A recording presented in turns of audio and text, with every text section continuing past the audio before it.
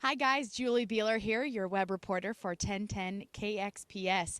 It's day one here at the Humana Challenge. Actually, it's the practice round day, but I got to catch up with Rich Lerner from the Golf Channel, and we talked about the differences between the Humana Challenge now and what was the Bob Hope Chrysler Classic. The change in format, how that increased the players' field, changed the celebrity field, and how it'll impact you and how you enjoy yourself in one of the desert's most popular golfing events.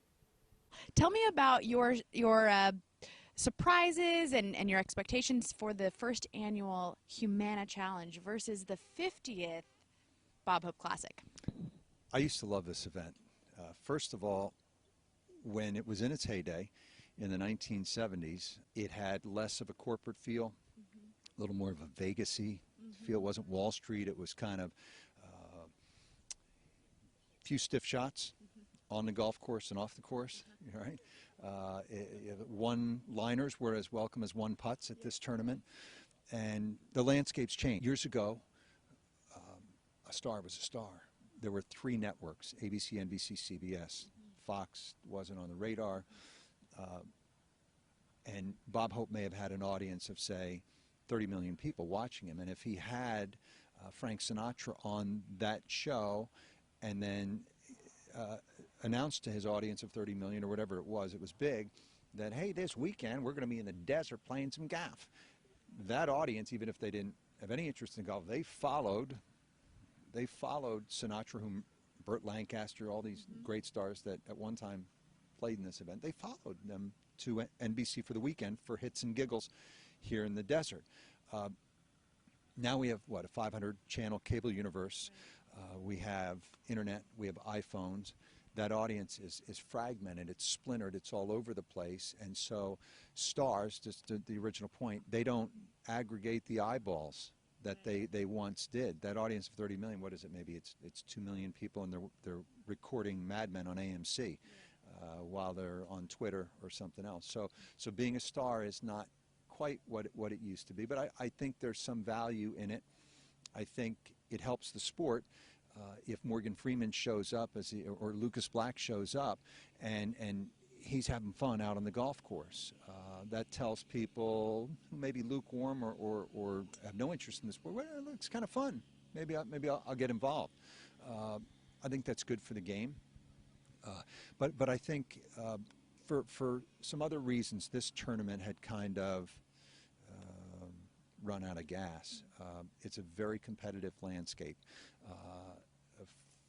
for professional golfers. Right.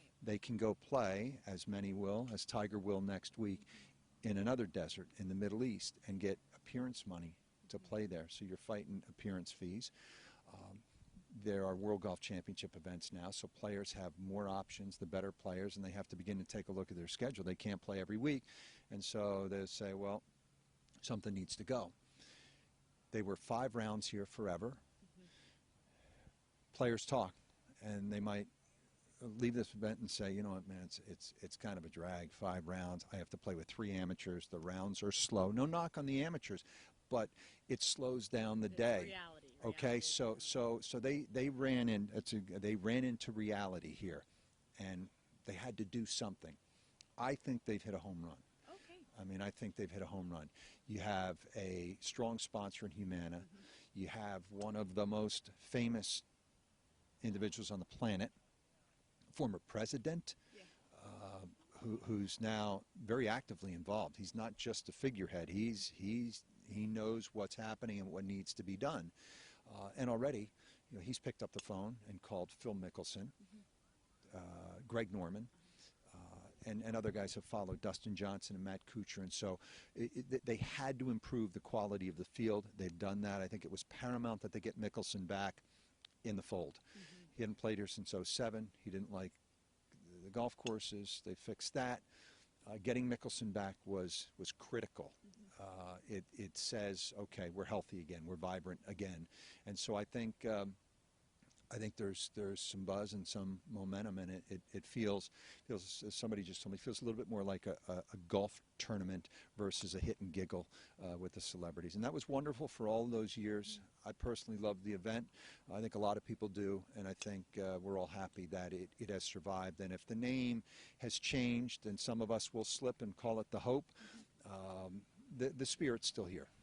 So it kind of replaced, right? Well, it was excellent. I mean, it kind of replaced this sizzle and the sparkle of the stars with legitimate golf as the paradigm, rather than it being something that everyone comes and has fun and comes to see the stars. They come to see the legitimate golfers. And of course, we have Anthony Kim, our local guy, finally back. He used to be in Dubai, and it would break our hearts that he was going overseas when he could play here locally. So you think that really the Humana influence has brought the better golfers here? I think the change in format. I don't want to minimize Humana. There wouldn't likely be a golf tournament if Humana didn't step in. I like their theme, health and wellness. I think that's important. But I think the change in format was important in attracting the professionals. Again, instead of playing alongside 3 amateurs, it's now 1, makes your day a little bit more enjoyable. If you're trying to focus on hitting that 5-iron, 192 yards to a back right hole location, you need to be dialed in. And I think the 5 rounds to 4 helped. I think over the course of the last few years, they've begun to narrow the focus in terms of where it's played. We have 2 golf courses at 1 location. The Palmer and the Nicklaus courses are right here at PGA West, not spread out all over the place. Golf courses are very playable, and I think those are probably the reasons why the players are coming back. And now the tournament will hope that word of mouth will lead to more players in the future coming into the fold. And more celebrities likely as well? Yeah, I would think a phone call from President Clinton might move some people. And he's well connected in Hollywood and pretty much every other place. So I don't know that the focus will be on more celebrities, but quality celebrities, if you can, A-listers. So it's not quantity, it's quality. And you know, there are guys who A-listers who play golf. George Clooney, Matt Damon, Mark Wahlberg. They've been, for whatever reason, reluctant to step out into the spotlight, and play golf. Maybe it's not their comfort zone. Maybe it doesn't fit their brand. Whatever the reason, maybe they just may not want to. They're comfortable playing golf in private wherever they play it. But you know, in a perfect world, you'd like someday to maybe see a Clooney step in, and I wonder if Clinton has that in mind, the president, I should say. I don't want to be disrespectful. Yes, but I mean, good start. Morgan Freeman just won the Cecil B. DeMille Award at the Golden Globes, one of the great actors of the last quarter century, and Lucas Black is good, and Billy Crudup. I mean, these are very talented people in their own right, and I always thought there was good synergy between professional golfers and celebrity entertainers, athletes, in that I think they both know what it's like to be measured, either by the score on the card or by the ticket sales, television ratings, the score at the end of a football game, whatever it is. They know the pressure inherent in being measured, and they know what it's like, to be on your game, on stage, whatever it is. So I still think I think it works, and I know that the celebrities admire what the tour pros are able to do. There aren't many people who can hit a driver 310 yards on a line, and I know that the golfers are, tuned in and they vibe what the celebrities do, whether it's music or acting or playing ball. 2011 in the game of golf was rather remarkable. I mean, you had guys like Rory just really explode, but no one really established themselves as a dominant presence. Do you think that's going to happen in 2012? Or as a guy who covers golf exclusively, do you kind of like the variety? I like the variety. I would like to see a rivalry develop. I'd love to see, it doesn't necessarily have to be Tiger. it would probably be pretty entertaining if it were Tiger and Rory at 2 of the 4 majors this year, you know, tied with 4 holes to go at the Masters or the U.S. Open. And who doesn't want that? Decent But storyline. Rory and Ricky, or Keegan and Webb. I mean, there are any number of possibilities, and I do think I think there are more good players now than there have been in a long, long time. I think I'll be curious to see how Webb Simpson and Keegan Bradley, Rory McIlroy respond to Tiger at his best. I think Tiger's on his way back.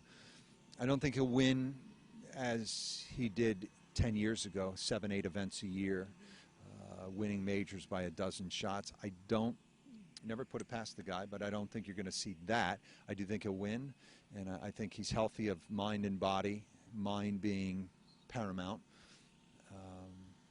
And I'm curious to see how the younger players react if they get into that situation. I would point to last year's Masters, and Tiger made an old Tiger charge. When he made the eagle at number 8, I mean, the place came unglued, and it was old Tiger. They just came at him, and in waves, and there was no back off in any of the half dozen to 10 guys who were lighting it up there on Sunday afternoon. So I don't think the young guys were scarred by Tiger the way Ernie and some of those guys were, Sergio. It's a pretty good time in the game.